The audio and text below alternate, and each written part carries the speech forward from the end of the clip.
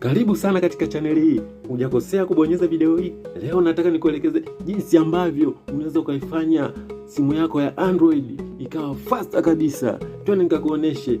Let's go. Ukishakuja kwenye simu yako hivi kwenye home screen hapa, utabonyeza kwenye menu hapa. Kwenye applications zako utaenda sehemu palipoandikwa setting, utabonyeza.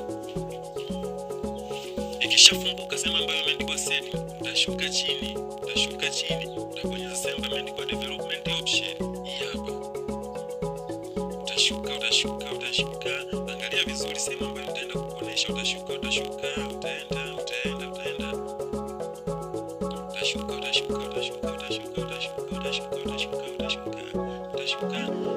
Hapa unaona hapa kuna sehemu imeandikwa window animation scale, transition animation scale, animators manipulation scales, simulator second display scale, minimum boots. Hapa ukishafika hapa unaona hizi, unaona kama mimi hapa kwa kuna moja x. Sasa mimi yangu hapa nimeweka tu speed ya kawaida. Ukitaka simu yako iwe speed kabisa, kama ipo slow utakuja utapiga off zote. Utapiga off hizi zote, utapiga off. Ukishazipiga off hapa, yani hapa tayari ushamaliza, simu yako itakuwa chapu vibaya mno. Unaona kama hivi, unaona ukifanya hivi chuma cha tu, ukibonyeza chuma hivi, na kama simu yako haina development option, utakuja sehemu ambapo imeandikwa about phone hapa, utabonyeza. Utakuja hapa, kuna sehemu imeandikwa software information, utabonyeza. Kuna sehemu imeandikwa build number, utabonyeza. Kama simu yako haina, utabonyeza mara 3.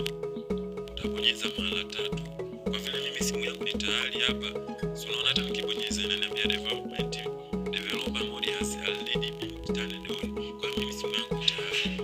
Kwa ukishabonyeza mara 3, kuna simu nyingine inahitaji uweke password ili ifunguke. Yani ukishabonyeza mara 3, utaona option yenyewe itakuletea. Yani mpaka hapo utakuwa umeweza tayari.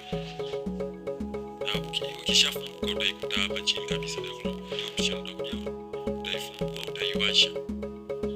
Sometimes inakuwa kama automatic baada ya kule kuibonyeza mara 3. Pia usisahau kusubscribe, like, kushare ili